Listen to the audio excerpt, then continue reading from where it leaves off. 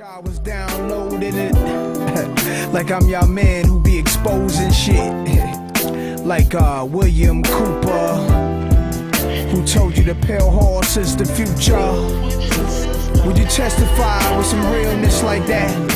Because when I'm here, I'm just Bill Cooper. I'm talking to you from my heart. When I'm on the radio, I am on a mission. And that mission is to slap people upside the head and wake them up and even make them hate me, if that's what it takes to get them to go examine what I'm telling them to find out that it's right.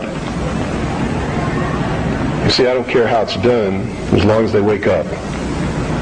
If I have to be the bad guy that they're going to hate for the rest of their life, that's okay with me if I wake them up. I will begin making tapes, and I will make them in the hundreds and distribute them all over this country. And the people who receive those tapes will make tens and hundreds of copies and distribute them also, and we will have an underground radio. Beyond a doubt, I think the work that introduced Bill Cooper to the world has to be Behold the Pale Horse.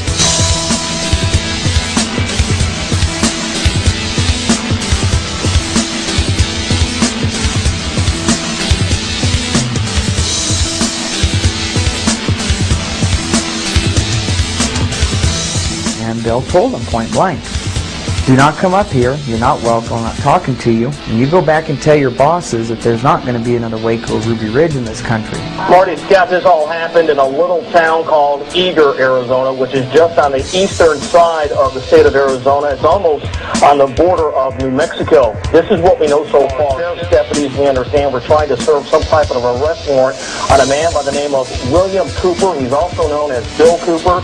Do you understand what I'm talking about? What is our common bond truly? Freedom.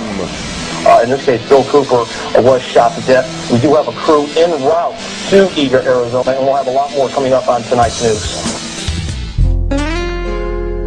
Most people are no better than animals who do not have intelligence because they don't use their intelligence.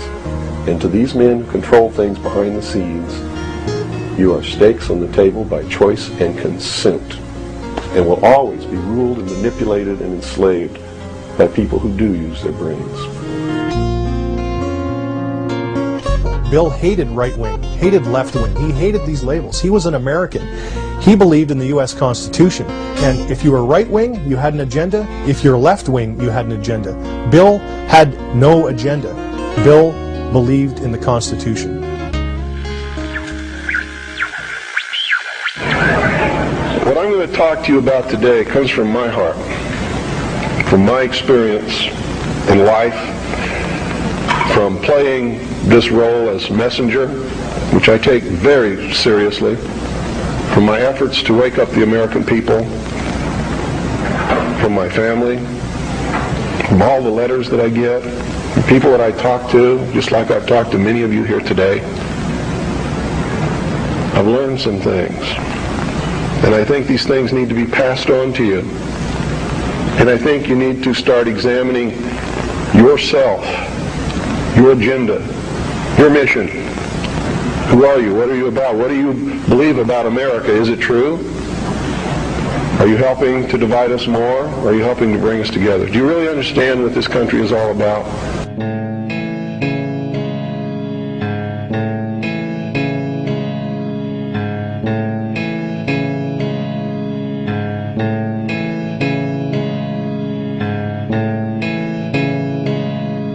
If you listened to shortwave radio throughout the 1990s, you were bound to invariably come across the sound of a captivating voice in the wilderness. That authoritative and self-assured voice for 5 nights a week would educate us, enlighten us, and most importantly, warn us of things to come. So they disguised their true intent and their true teachings, the esoteric, with a system of exoteric descriptions. That to the profane would mean one thing, and to the initiate or the adept would mean quite another. But that was then. This is now. What sort of creature inhabits the modern domain? Who is the modern man. That voice spoke to us of matters esoteric and exoteric, political and supernatural, scientific and lawful. That voice was world-renowned author, radio show host, and ex-Naval Intelligence Officer Milton William Cooper, otherwise known as Bill Cooper.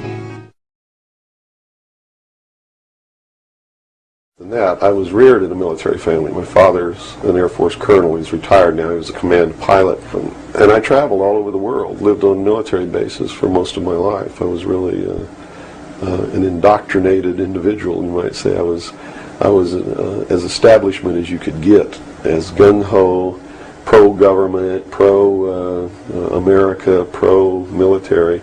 And that's why I went into the military, because that had been so much of my life. I went into the Air Force. I was in the Strategic Air Command for 4 years as an aircraft and missile and hydraulic technician. Bill left the Air Force in 1965 to join the United States Navy. Cooper was a member of the Office of Naval Security and Intelligence, serving as a harbor and river patrol boat captain at Da Nang and the Dong Ha River Security Group, Qua Viet, Republic of Vietnam.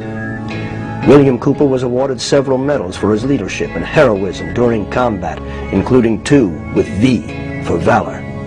He served on the intelligence briefing team for the Commander-in-Chief of the Pacific Fleet. It was during this time Bill would witness something that would forever change his life.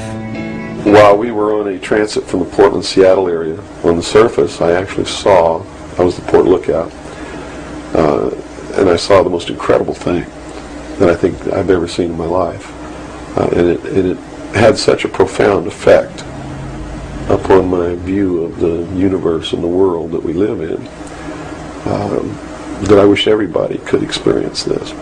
I saw come up out of the ocean, from beneath the surface of the sea, a huge disc-shaped craft about the size of a Midway-class aircraft carrier, which is tremendous in size.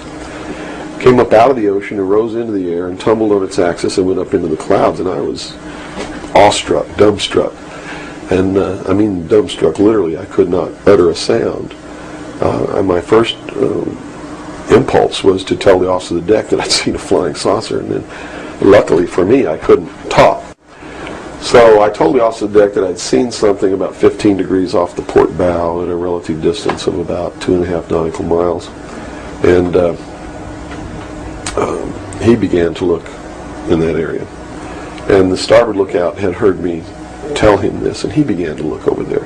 And it did something that, as far as I knew, was absolutely impossible.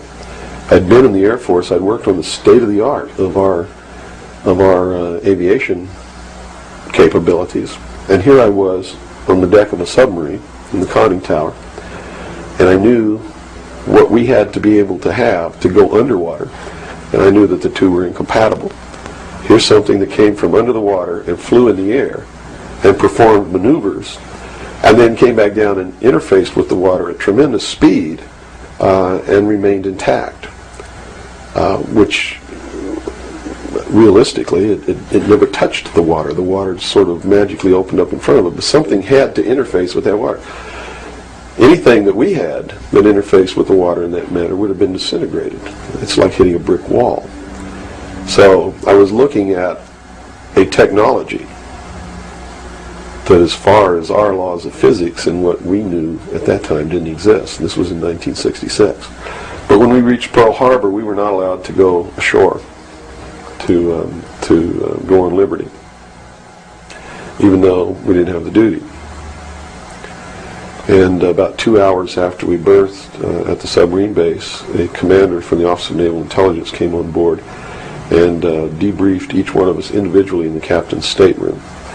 And the ultimate outcome of the debriefing was that we didn't see anything, we didn't hear anything, and we had to read rules and regulations that told us that if we ever talked about what it was that we didn't see, that we could be imprisoned, we could be fined $10,000, we could lose all pay and allowances due or ever to become due.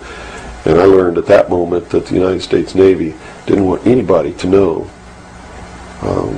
about what we saw, and that severe consequences could come down around the neck of anybody who did. This one event had started Bill on what would become a lifelong quest that would lead him into investigative territories such as extraterrestrial life, high-level government cover-ups, and the role secret societies play in all these scenarios. Bill had begun to publicly discuss his findings only to lose his leg after being forced off the road by people who would later visit him in the hospital, telling him to keep quiet. Bill went public once again, but made sure this time he was protected.